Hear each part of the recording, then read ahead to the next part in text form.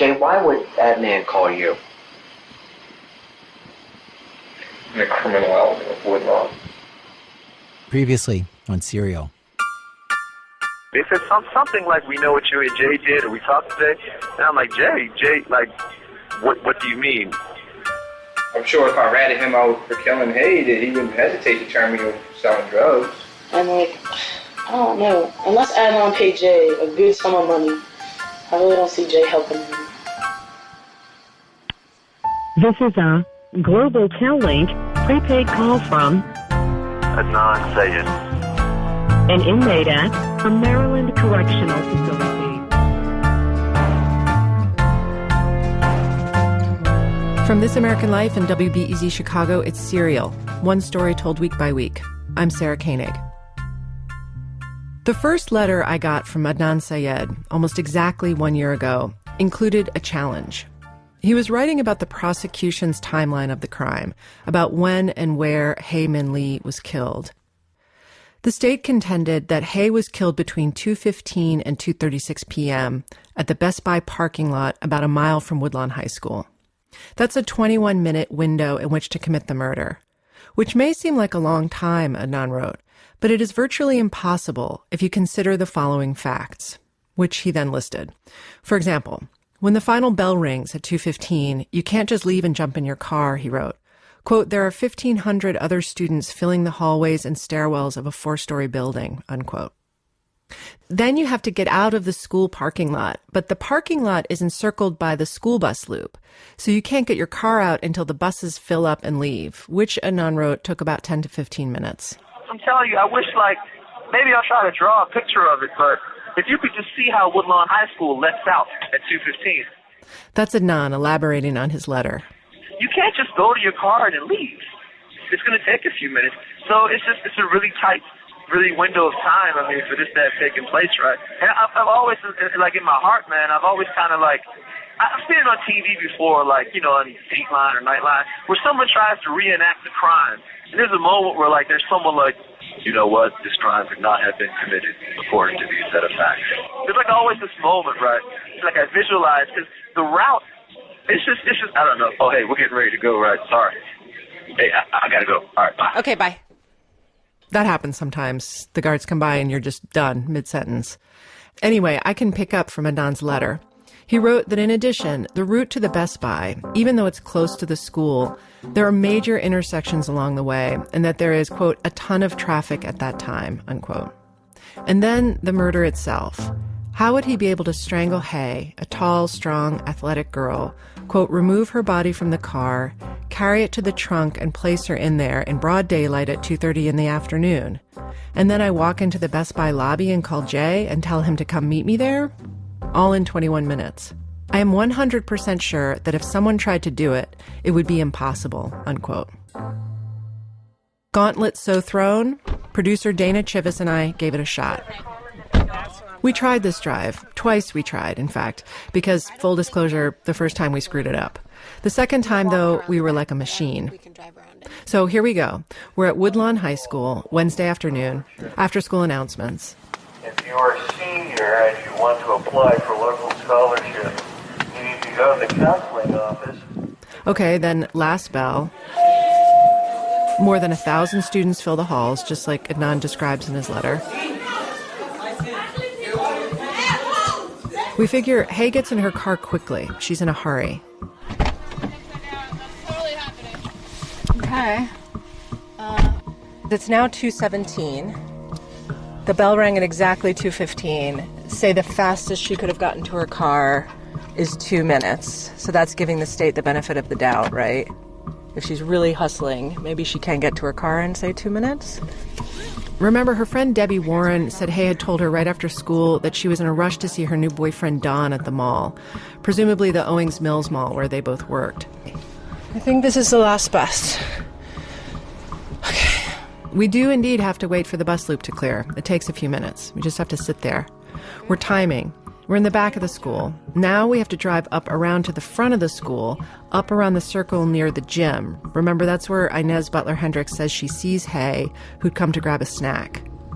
Once we get there, we're at 11 minutes, 38 seconds. I'm going to run in, keep timing. I run into the gym area where the food cart was, run back out to the car. Then we have to drive back out to Woodlawn Drive, turn onto Security Boulevard, which does have some big intersections you have to get through. Again, we're trying to get to Best Buy, it's still there today, in 21 minutes. We're at 17 minutes, right about now. We're at 17 minutes, we're just crossing under the Beltway. Less than a minute later, oh yeah, see, there's the sign. Best Buy.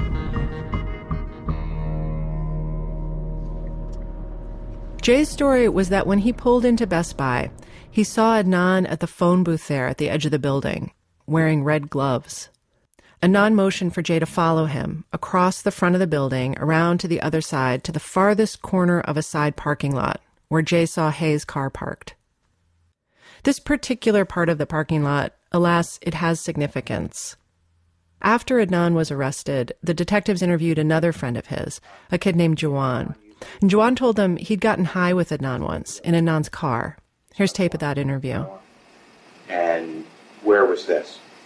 Best Buy parking lot. Why did you go to Best Buy parking lot? Nobody would be over there. Was it your choice to go there? Yeah.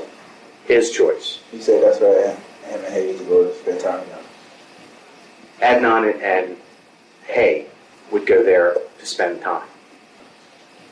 Did he say what they would do there when they were in the parking lot alone, knowing that no one comes to that side of the parking lot?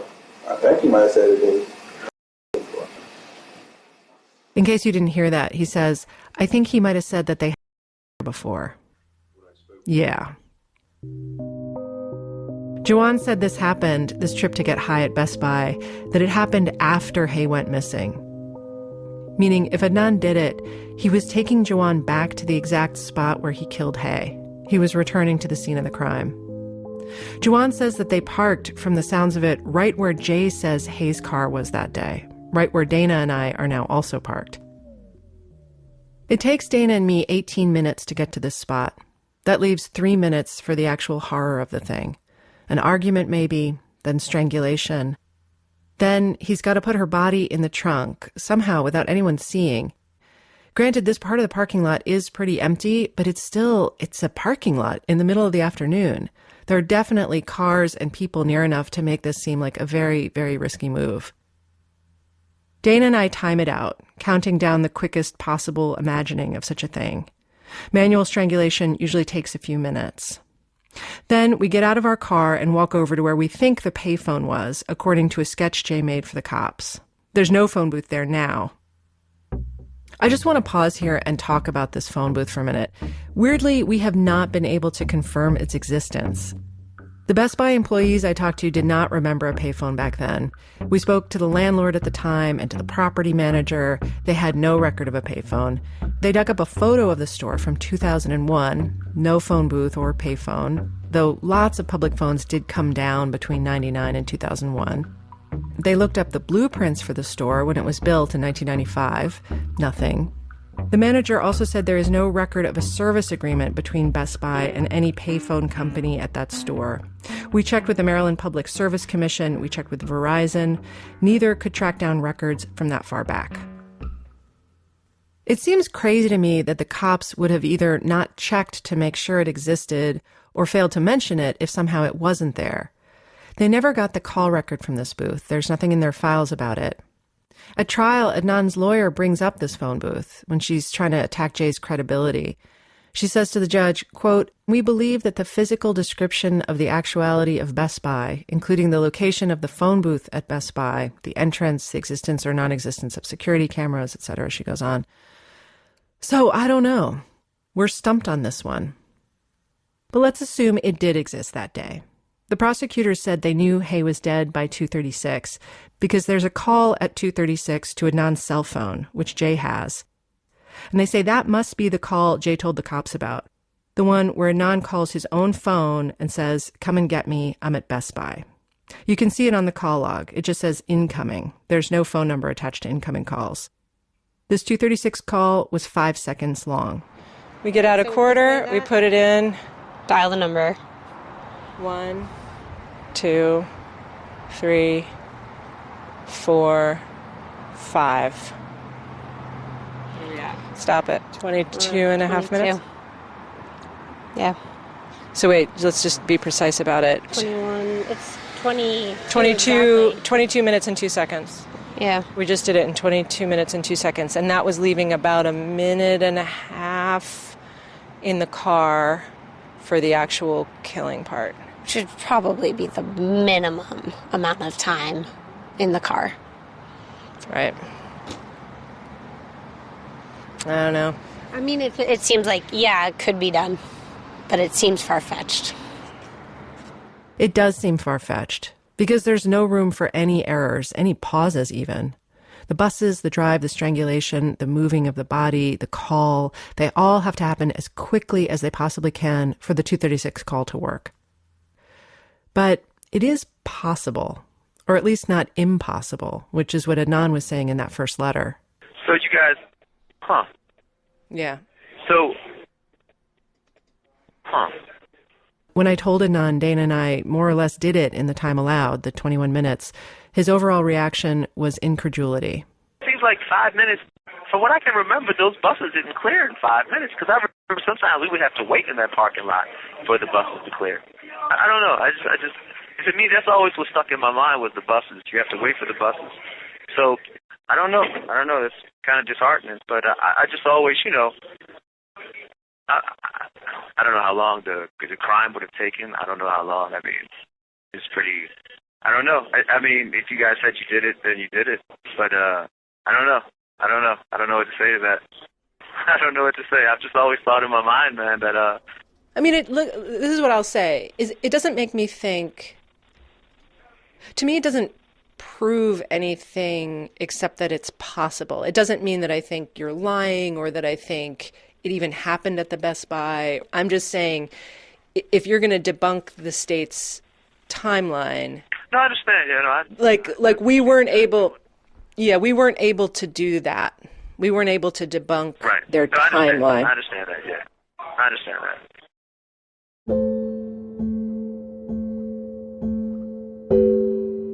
However, Dana and I were not done because, of course, this is just step one of the state's timeline. In the detective's notes, Dana and I found a handwritten itinerary dated March 18th, 1999. So that's 3 days after Jay's second taped interview with police. This is the route Jay laid out for the cops, his entire driving day on January 13th. This is what we're going to try to replicate to see if it matches the call record from that day. Because, the prosecution's story of the crime was mainly pinned to two things: Jay's statements and the cell records. Adnan remembers that at his trial, the prosecution had a big blow-up chart of the call record, the one listing 34 calls made and received on Adnan's cell phone that day, with blanks beside each call. Every time a witness identified a call on the list, the prosecutor would label it with a sticker. So at 3:21, they would have placed a sticker, boom, called a Jen Pusateri. It was a pretty powerful thing because as he was testifying, it was almost as if they were using the cell phone records as a proof for all of his testimony. Okay, and you said, what happened at this time? And such call was made, boom. It was very, I would say, influential. Besides the calls themselves, they also had a list of all the cell towers that pinged each time a particular call came in or went out. Sure, the prosecutor said, you might have your doubts about Jay, but the call record doesn't lie. Jay couldn't possibly have known which towers were getting pinged when. He couldn't fabricate that. It would be too crazy of a coincidence. So the cell towers and the calls and Jay's story, the way they all meshed, the prosecutors argued, was irrefutable. Prosecutor Casey Murphy said to the jury in her closing statement, quote, "The most important thing for you to remember about Jay's testimony is that it does not stand alone. It is corroborated." She added, "The cell phone records support what those witnesses say, and the witnesses support what those cell phone records say. There's no way around it." All right, ready? Yep. Okay. So I started at, it's 2:51, and we're making a right out of the Best Buy parking lot onto Belmont Ave. All right, so let's see if we can recreate what Jay says happened that day. The next stop after Best Buy is the I-70 Park and Ride, where Jay says they leave Hayes' car for a few hours. It's just a large commuter parking lot. Jay says he follows Adnan there. Adnan is driving Hayes' car. Jay has Adnan's car.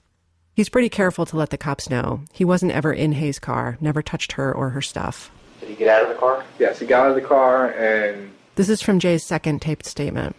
proceeded to go through the trunk and the back seat. This detail has always struck me, by the way. Jay says Adnan is going through the trunk of Hayes' car at the I-70 park and ride. Hayes' body is back there, in the trunk at this point. But anyway. Several items he picked up and moved around and stuff like that. And then he came over to his car, told me to pop the trunk. I popped the trunk. He placed a whole bunch of items in the trunk. And then he got in the driver's seat, and we switched places, and I got in the passenger seat. It takes Dana and me 11 minutes to get to the park and ride from Best Buy. Then we wait a couple minutes to account for Adnan's movements. In case you're wondering, there were no security cameras at this park and ride back in '99. We checked with the DOT. So now it's a little after 3 p.m. When Jay took the cops on this ride on March 18th to map out the timeline, he told them that after they left the park and ride, they went in search of weed. He says that's when he calls his friend Patrick. And this is where things start to get off course. There is indeed a call to Patrick on the call log, but it's at 3:59 p.m. So right away, we've got a time problem. By trial, though, Jay has sorted that out, so his story better match the call log. He testified that he'd called Jen Pusateri first at 3:21 to find out if Patrick was home. Jen testified that no, Jay would not have called her to find out where Patrick was. It's just not a thing that would have happened. But in any case, there is a call to Jen at 3:21. Jay says when they didn't find Patrick at home, they switched course and headed up to Forest Park to buy weed. Dana and I drive that same route. Okay, so they buy 2 dimes of weed here. That's a side note. All right. Done. Done. We are making a left. Jay also mentions another call around this time. This call is incredibly important, and I will talk more about it in another episode, I swear. But for right now, what you need to know is, in his second interview, when the cops show him the list of calls, Jay says Adnan spoke to some girl in Silver Spring.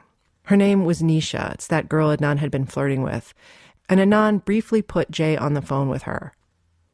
And the reason this is so important is for 2 reasons. One, it's the only call in this stretch of time that's to someone Adnan knew, rather than a friend of Jay's. And it puts Jay and Adnan together in the middle of the afternoon, when Adnan says he was not with Jay, he was back at school. In the March 18th itinerary, there's a note about the Nisha call, that Adnan handed the phone to Jay at the golf course on West Forest Park Avenue. Yeah, that is the golf course. Okay. If indeed this is the golf course he's saying where suspect hands the phone to the witness, who's Jay, that was the Nisha call. And that does happen right now. So the time works for this one. It matches Jay's story. But here's the problem. It doesn't match the cell tower in the call records. It's pinging a tower back near the Best Buy, west of where we are. And that is true of all these calls from the middle of the afternoon. The 3:21 to Jen, 3:32 to Nisha, 3:48 to a dude named Phil, 3:59 to Patrick. None of these calls pinged a tower near where Jay tells the cops they were driving that afternoon. Not a one. At trial, though, even though all these mid-afternoon calls were identified and accounted for in Jay's testimony, prosecutors did not point out that the cell towers didn't match. Adnan's defense attorney did, sort of, but reading the trial transcript, even though she notes the discrepancy, she doesn't nail it, so it's hard to tell what that discrepancy means. So, onward. So we are headed to Patapsco State Park right now. Oh, you're kidding? Not kidding.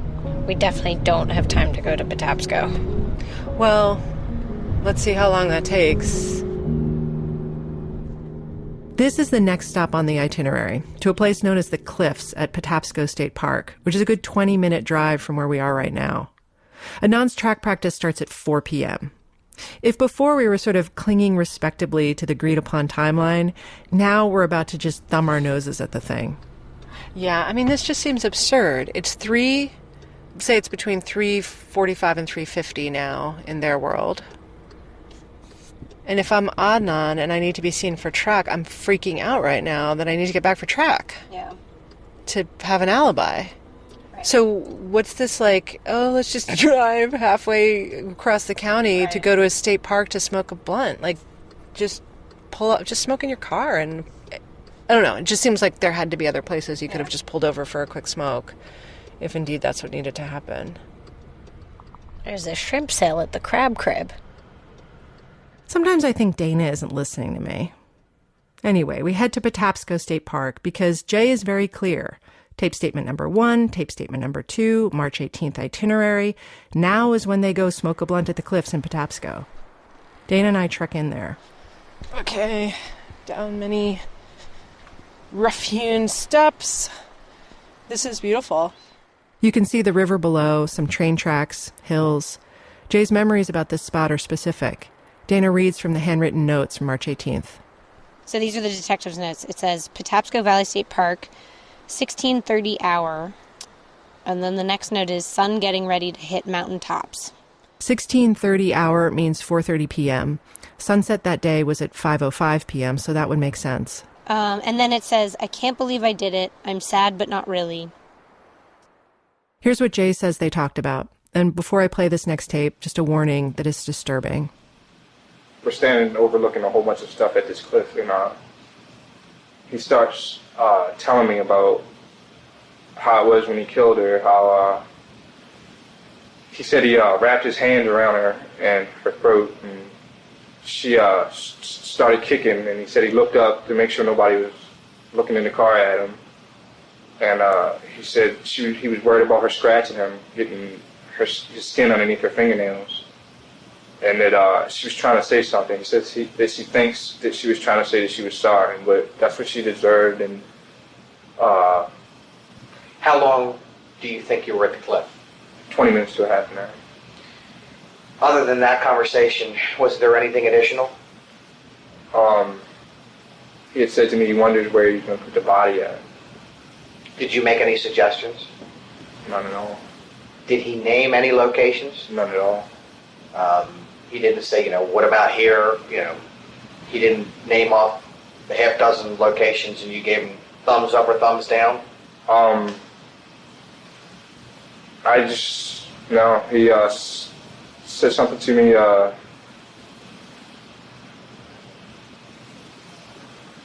the effect of the state park where we were, a little bit up the river, but I told him that people walk up and down there.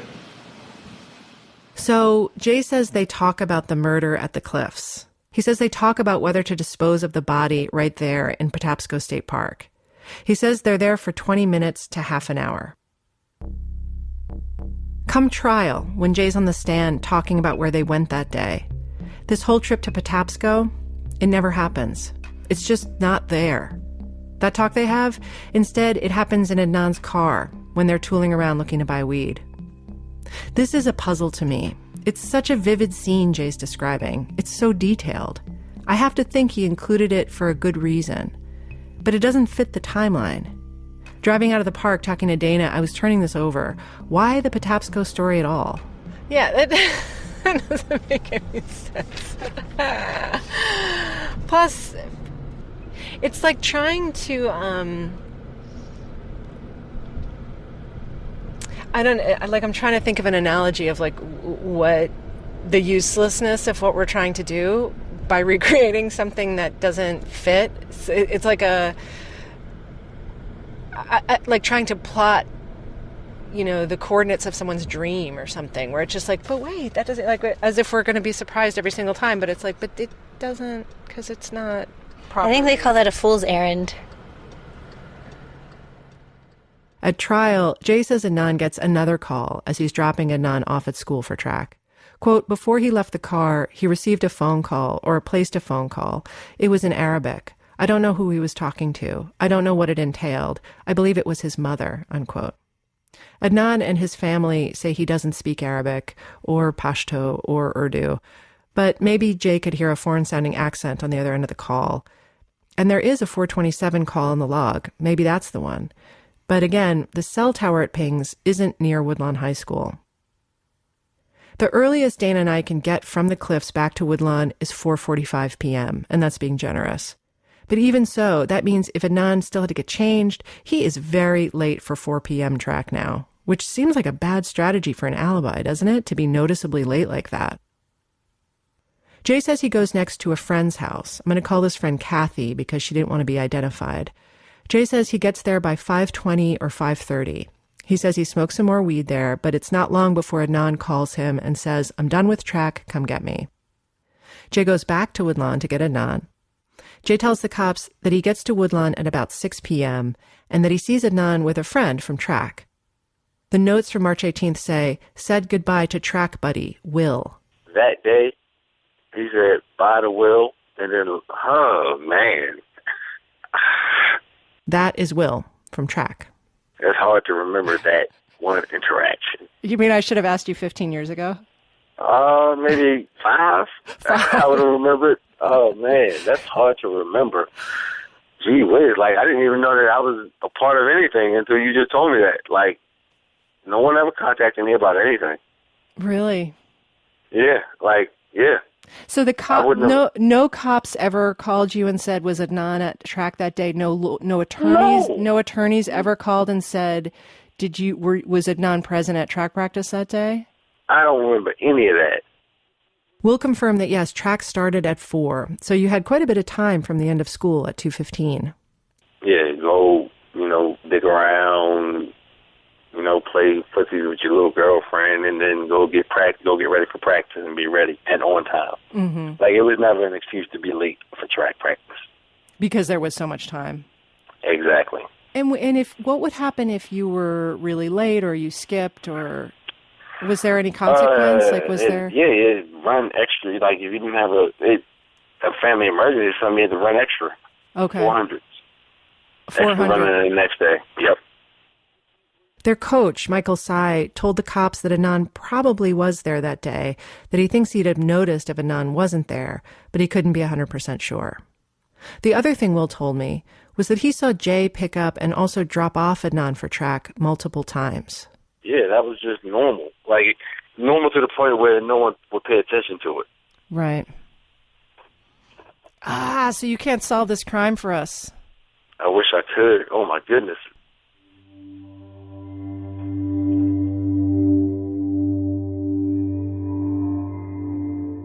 Here's another problem with the track story. Jay says he gets Adnan at about 6. There's an outgoing call at 5:38 p.m. to Adnan's friend Krista, someone Jay would not be calling, which would suggest Adnan had his phone at 5:38 p.m. And the call pings a tower that's out near that guy Patrick's house, sort of near where they end up ditching Hayes' car, not at all close to Woodlawn High School. I could keep going here to the bitter end of the night, but I'm hoping you'll take my word for it that the timeline has some problems.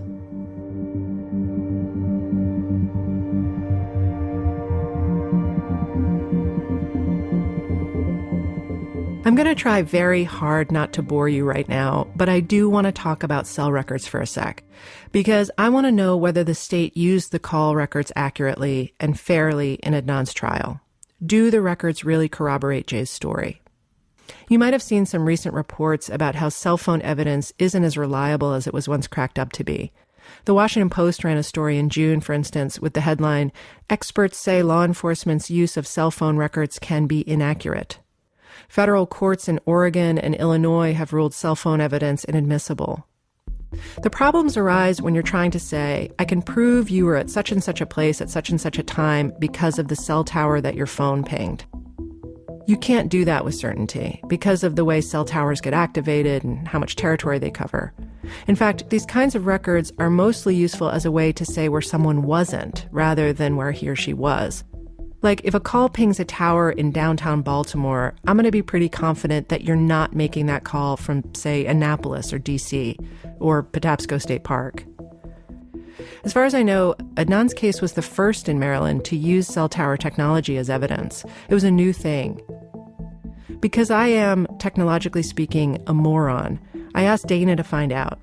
Did the cell expert who testified at trial present the technology accurately in a way that still holds up?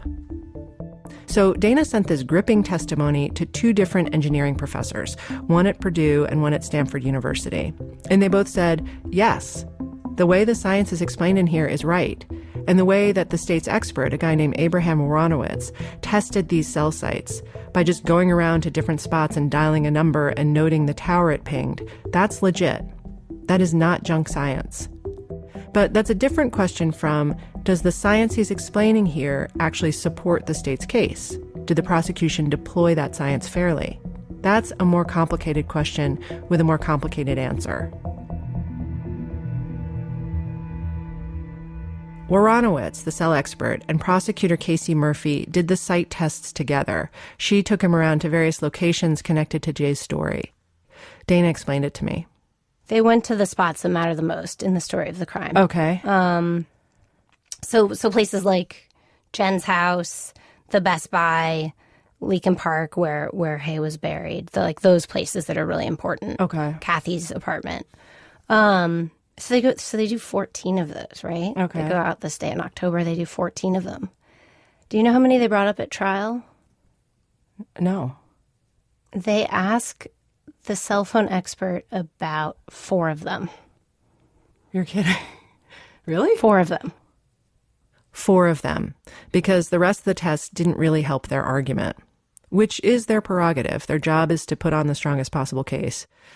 But of the 4 site tests they do talk about, one is a test Woronowicz does in a place called Gelston Park, which I'm not even going to explain because it's basically irrelevant to our story.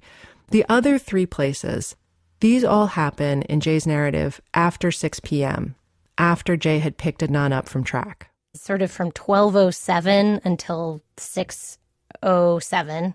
That window of time is where kind of Jay's story doesn't line up with the cell phone records. And the timeline he's giving is also not lining up with the times of the cell phone calls. So the towers, the times, and Jay's story are not matching right anywhere in that basically 6-hour period. Right. Yeah. Which, this is sort of what Dana and I had experienced on our drive that day, that it wasn't plotting out. Just a word about the cell tower testimony. It took 2 days, and it was sort of a mess. Adnan's defense attorney, Christina Gutierrez, claims she didn't have all the cell record evidence. She didn't have the cell tower maps. She tries to get Woronowicz's testimony thrown out. The judge nearly agrees with her. Then prosecutor Kevin Urich ends up asking for a mistrial, which isn't granted. And all this might sound like exciting courtroom fireworks, but I can't stress enough how tedious this must have been for the jury. And also possibly confusing. Woronowicz is actually a young guy. On the stand, he looks kind of like George Stephanopoulos, except tired and fearful. Here's one of the more lively moments of his testimony. Prosecutor Kevin Urich talks first. What, if any, effect does brands of cell phones have on the functioning of the AT&T wireless network? Overruled, if you know. Depends on the quality of the phone. How might that affect it? Objection. Overruled, and again, if you know. Poor performance. How so? Objection. This point I'm going to sustain, and Mr. Urich, unless you are prepared to lay a foundation for this... Seriously, most of it is more boring than that, which is why I made Dana read it all, so I didn't have to. She explained that the cell site tests the prosecution did bring up at trial, the ones after 6 p.m. The first one was about a site near Kathy's apartment. Remember, that's the call Adnan gets at Kathy's when Officer Adcock calls asking if he's seen Hay. Woronowicz says that one worked. That 6:24 p.m. call is a winner. It matches the cell tower, it matches the call log, and it matches Jay's story, Adnan's story, and Kathy's story, too. It puts Jay and Adnan together at a certain place at a certain time. The question is, what happens after that? Jay says after the Adcock call, they left Kathy's, and that's when they went to bury Hay in Leakin Park. Then they ditched her car out off Edmondson Avenue, and then they headed back toward Westview Mall, where they threw evidence into the dumpsters. And if you map the cell towers that ping between 6:24 p.m. and, say, 8:05, if you imagine each tower lighting up, they do illuminate this trail. They support the locations in Jay's story. Woronowicz confirms this with riveting testimony that sounds like this. Yes. The most incriminating stop on their route that night is, of course, Leakin Park. There were 2 incoming calls, one at 7:09 and one at 7:16, that hit a tower at the northwest end of the park. I asked Dana, since the range of that Leakin Park tower reaches beyond just the territory of the park, could they have been someplace else besides digging a grave in the actual park? Could you have been at someone's house or something? It's possible you could have been here, this is, I think, Patrick's house, one of his addresses, Okay. for instance. Or you could have been these are strips. Like maybe you could have been there. Mm-hmm. Okay. I think they were probably in Lincoln Park. Okay. Because it's just, I don't think the amount of luck you would have to make up a story like that and then have the cell phone records corroborate those key points. I just don't think that's possible. Isn't that sort of tantamount to saying, I think Jay's telling the truth? I'm saying I think the cell phone was in Lincoln Park. Right. That looks pretty bad for Adnan. Because even though the cell towers can't say who was with the phone or who was making the call, Adnan himself says he's pretty sure he was with his phone at that time after track. Again, his memory is vague, full of I probably would'ves, but he says that from what he can remember of the evening, after he got the call from Officer Adcock, he remembers dropping Jay off at some point, and then he says he would have gone to the mosque for prayers. It was Ramadan. He doesn't say he lent his phone out or his car to Jay or anyone else that evening. So, according to Adnan, he was with the phone, and twice that night, the phone pinged the tower near Leakin Park. So, bad for Adnan. On the other hand, the call records also undermined what Jay tells the cops about that same trip to Leakin Park. The Adcock call at Kathy's ends at about 6:29 p.m. The Leakin Park calls are 40 minutes later. But Jay says after the Adcock call, he and Adnan left Kathy's, and then they do a bunch of different things. They drive to Jay's house for shovels, then to I-70 Park and Ride for Hayes' car. Then Jay goes to McDonald's back by school to wait for Adnan, says he's there waiting for about 20 minutes. Then they drive all around for a while, back over to Patapsco, then up Dogwood to security, before they finally get to Leakin Park. All that, what I just described, that takes an hour and 20 minutes. Twice as long, in other words, than the call log accounts for. I'm not trying to be petty here. I don't think we should hold Jay to some crystal clear timeline. How could he possibly remember each twist and turn and phone call from that day 6 weeks later? However, if the state is saying Adnan Syed is guilty because we have this witness and his story is backed up by cell records, well, what I see is you have this witness, but his story has shifted rather significantly over time. And you have these call records, but I don't think they're as ironclad as you're making them out to be. Because for the most part, they don't exactly align with your witness's narrative. There are key moments when they do support his version of that night. But what about the rest of the day? You know, it's like it's so unfair to me because it's like it never the etched in stoneness of the phone records. It never goes in my way. It's just whenever it's proven what the prosecutor's saying, it's like the Moses tablet. Whenever it's something I'm saying, it's like the Holy Grail. Oh, we don't know where it is. We're not sure if it really exists. It kind of floats away. But that's not cool, though, because now what you're saying is that you can use the cell phone records when it benefits me. That was the 30-minute cutoff. Adnan called back. Yeah, I got cut off mid-rant. But but just to finish up real quick. The rant went on. Of all the calls, the 236 call is the most troublesome to Adnan. It's the one he probably thinks about the most, because that's the call that starts the whole chain. And he also thinks about it because he says he has an alibi for that time, the Asia letters, where she says she saw him in the library. Here's a weird thing about the 236 call. The prosecutors are very clear at trial that this is the come and get me, I'm at Best Buy call. But they're not basing it on anyone's testimony. Jay never says the call was at that time. In fact, he says repeatedly that Adnan called him around 3:40 or 3:45. Jen also says that's about when Jay left her house that day. But there is no incoming call at or near 3:45 on the call log. So the prosecution has to go with 236 because it's the only one that sort of lines Jay's story up with the log. It's their only choice. When you tease apart the state's case, you can get tripped up on details like this, which is maybe why prosecutor Kevin Urich addressed this head-on in his opening statement to the jury. He told them, look at the big picture. The main plot points in Jay's story have been consistent. He tells them that consistently Jay, quote, has always given the same story about what the defendant did where, Consistently, he tells Jennifer a consistent story. He tells police a consistent story about the defendant. He tells consistently the defendant's involvement, the defendant's actions on that day. He has never wavered on that point, unquote. That is a lot of consistentlys. And while maybe it's not great oratory, it does have the advantage of being true. In Jay's statements, while the particulars shifted, the spine of his story did not. Adnan told Jay he was going to do it. Adnan showed him the body. They buried her in Lincoln Park. They ditched her car. Jay has been consistent on those points. It's funny, there's this part of the trial that keeps coming back to me. It's when Cristina Gutierrez is cross-examining Jay. She's pointing out that he lied to detectives about various things, including the location where he says Adnan showed him Hayes' body in the trunk of the car. And what you told them in your act of showing them that place, those were lies, weren't they? They were not the truth. No. They weren't the truth. What's the opposite of the truth? Objection. Insisting. You told them something that was not the truth. No, I told them the backed truth. I'm finished. I'm sorry. And then you backed it up, showing them a place that was not true.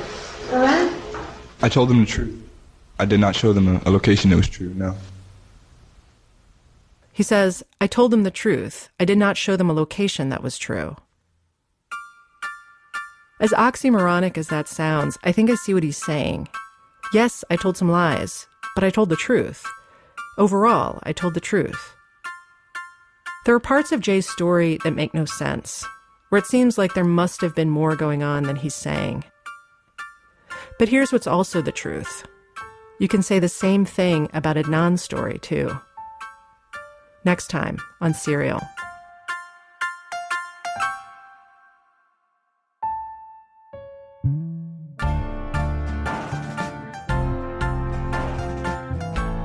Serial is produced by Julie Snyder, Dana Chivas, and me. Emily Condon is our production and operations manager. Ira Glass is our editorial advisor. Fact-checking by Karen Fragala-Smith. Our theme music is composed by Nick Thorburn. Scoring music by Nick and by Mark Phillips, who also mixed our show. Special thanks today to Phil Levis and Terrence O'Connor, Dan Manning, Mark Thomas, Blake Morrison, and Liz Bowie. Our website, where you can listen to all our episodes and find photos, letters, and other documents from the case, and sign up for our weekly emails, serialpodcast.org.